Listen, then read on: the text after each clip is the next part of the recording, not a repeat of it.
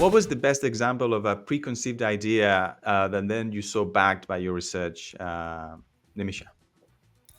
I think one thing that we found that was also maybe validating as an open source designer myself was the fact that many participants, talked about how slow the processes were and the pacing itself of how their designs were progressing or how it was being accepted. And, this is, stakeholder collaboration is something that's infamously tricky in the design world at large, but this coupled with the often volunteer-led nature of open source projects, technical limitations of libraries, all of that combined, it's sort of easy to see how things could be slow. So I totally was like, yeah, I'm not the only one. It's there everywhere.